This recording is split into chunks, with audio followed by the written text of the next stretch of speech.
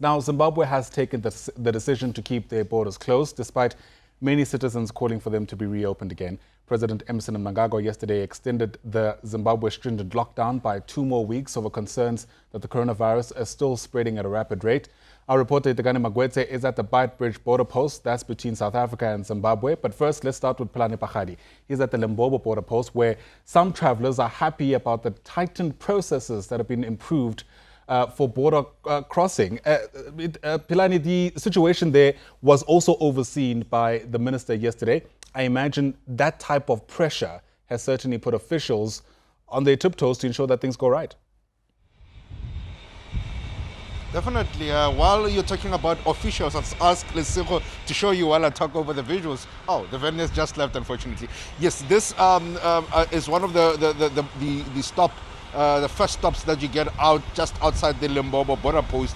And I tell you that the people that you see there are currently being checked if they have right documentations to be in South Africa. The taxis that they were in, unfortunately, some of them have been turned back because of documentations that are not well. So even if you are able to cross the border and think that you are now in the country and you can leave freely, just less than a kilometer away, this is what you will find. It is an operation carried out by the police, the military, and as well as the traffic police, who are literally looking for all right documentation. Immigration officials also here to ensure that the documentations that are being provided are of authenticity.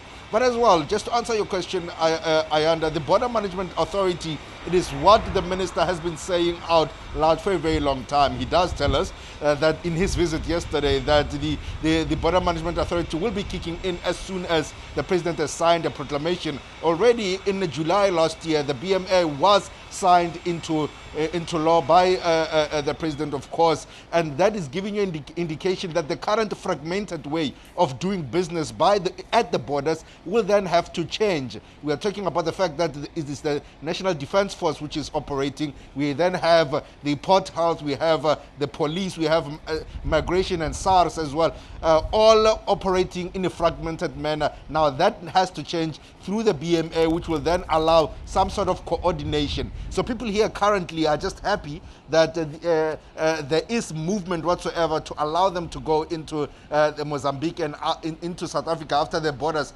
were opened yesterday. The long queues that you see on my side,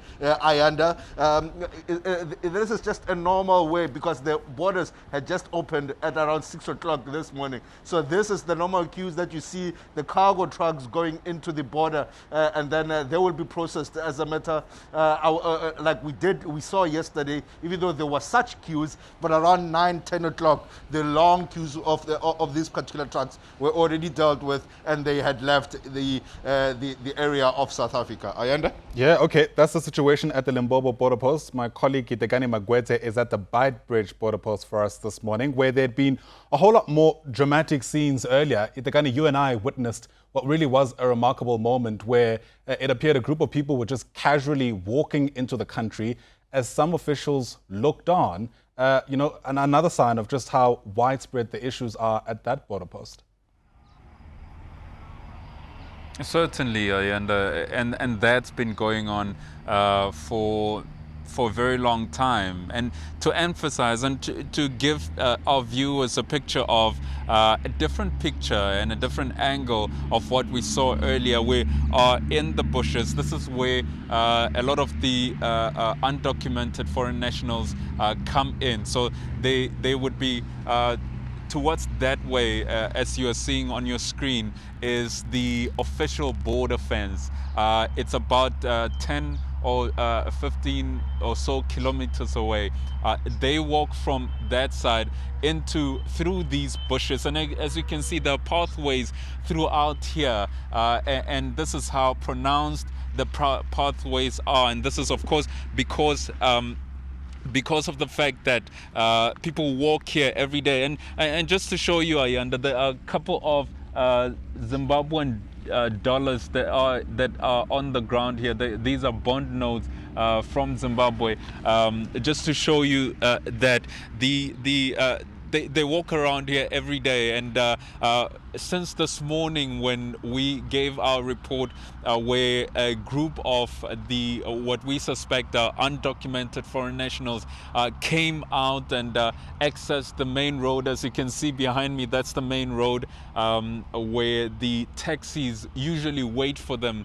There are people who are designated to ensure that they,